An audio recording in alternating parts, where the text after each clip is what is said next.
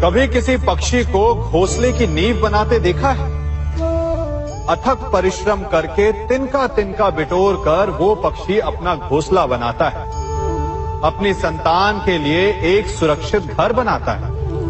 और फिर कहीं से तीव्र आंधी आती है, भारी वर्षा होती है और उसका घोंसला तिनका तिनका करके बिखर जाता है। फिर वो पक्षी क्या करता है? वो रोता नहीं, ना ही विलाप करता है।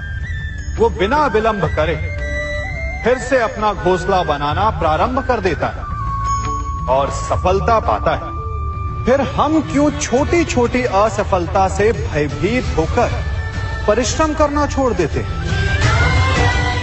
एक बात सदा स्मरण रखिएगा, हर वृक्ष कुल्हाड़ी की एक मार से नीचे नहीं गिरता, हर चट्टान घन के एक प्रहार से नहीं टूटती। सफलता पाने के लिए अनावरत परिश्रम करना ही मात्र एक मार्ग है। स्वीकारण, सत्य का स्वीकारण मनुष्य के लिए बहुत ही महत्वपूर्ण है।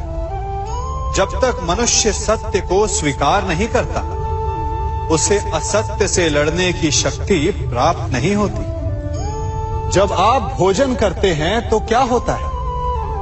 आपका पेट स्वीकारता है कि वो भर चुका है और आप भोजन करना बंद कर देते हैं। जब आपको निद्रा आती है तो क्या होता है?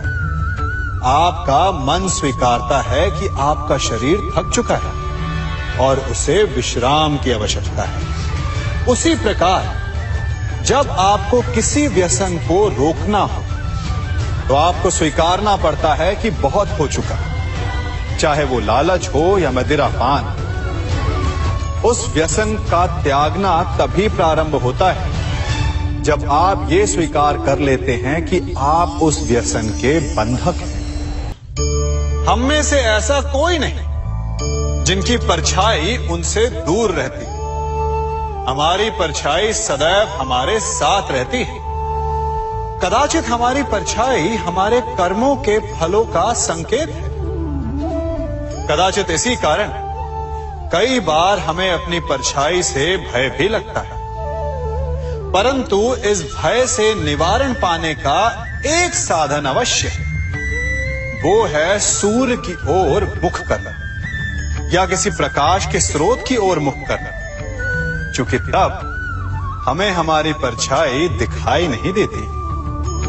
यदि इसे जीवन के संदर्भ में देखें तो ये प्रकाश का स्रोत शुभ कर्मों की चेतना है।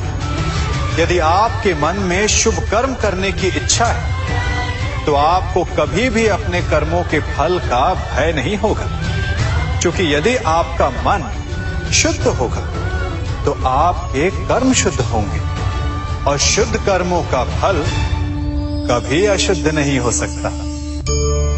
आज मैं आप सबको एक कथा सुनाता हूं।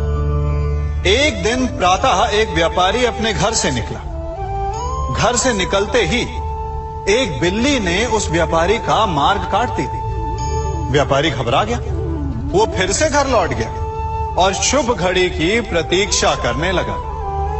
और जब वो पुनः अपने घर से निकला तब वो वाहन जा चुका था जिससे राजा तक पहुंचकर उसे भेंट देनी थी।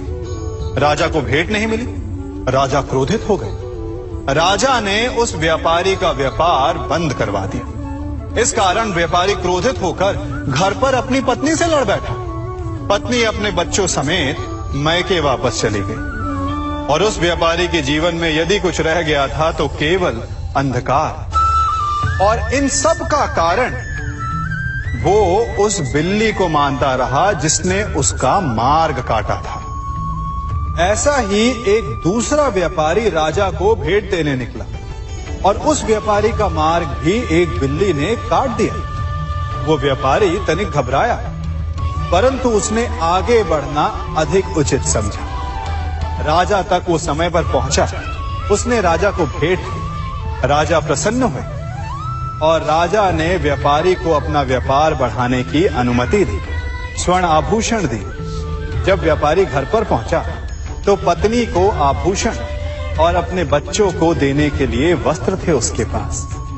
हर ओर प्रसन्नता थी। समझ रहे हैं ना, दोनों के साथ एक ही प्रकार की घटना हुई, परंतु दोनों की प्रतिक्रिया भिन्न थी। ऐसा ही हमारा जीवन भी है। हमारे जीवन में प्रारब्ध का अपना स्थान है, परंतु उससे कई अधिक महत्वपूर्ण हमारी प्रतिक्रिया, हमारे सोच का प्रभाव है। क्योंकि यही हमारे जीवन को आकार देते हैं। इसलिए अपनी सोच को सकारात्मक रखिए, आपका जीवन सदैव आनंदमय रहेगा।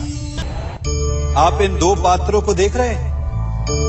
मेरे इस पात्र में जल है और ये पात्र मिष्ठान से भरा हुआ है। दोनों ही पात्र भरे हैं, परंतु देखिए, मिश्री को जल में मिला दिया, जल ने मिश्री को अपना लिया, मिश्री ने अपना अस्तित्व खो दिया। परंतु जल को अभिमान है कि उसका अस्तित्व अभी भी बना हुआ है। परंतु जो इस जल को चखेगा उसे अवश्य पता चल जाएगा कि ये जल अब वो जल नहीं रहा, ये अब शरबत बन गया। हमारा त्याग, हमारे बलिदान भी ऐसे ही होते हैं। जो इस बात को अनुभव करते हैं वो समझ सकते हैं कि कैसे हमने समय की धारा को बदल दिया।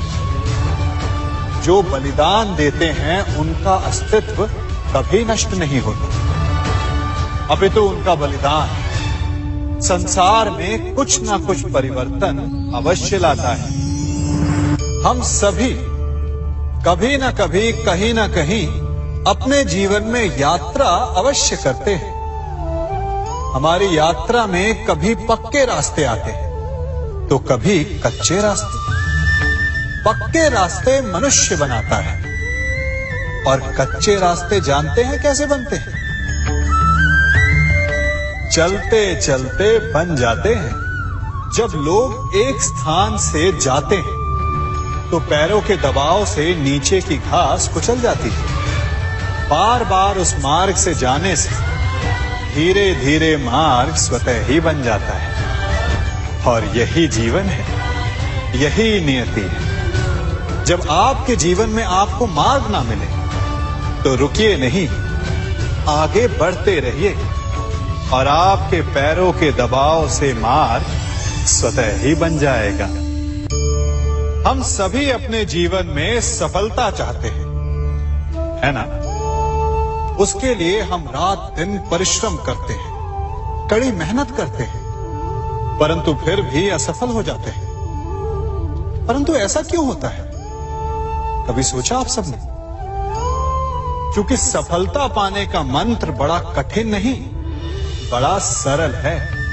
उचित विचार, उचित समय, उचित स्थान पर उचित प्रहार। जब आपके विचार, समय, स्थान और प्रहार यानी परिश्रम उचित है तो सफलता आप ही को मिलेगी। जिस प्रकार एक लोहार लोहे से कुछ बनाते समय उस लोहे के सही ताप तक के आने की प्रतीक्षा करता है और समय आने पर उचित स्थान पर पर्याप्त बल से प्रहार करता है और लोहा आकार ले लेता है, ठीक उसी प्रकार आपकी सफलता भी आकार लेती है।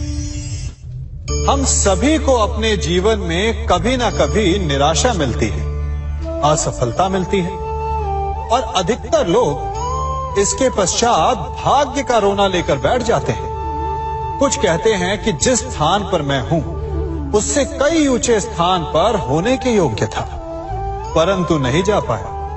किसी को पीड़ा है कि उसे जो मिलना चाहिए था वो उसे नहीं मिला, भाग्य ही बुरा था। भाग्य क्या होता है? भाग्य वन में खिला पुष्प देवताओं को चढ़ाया जाएगा, या किसी सुंदरी की वेणी में वो सजेगा, या फिर उसे कुचलकर उत्पाद बना दिया जाएगा।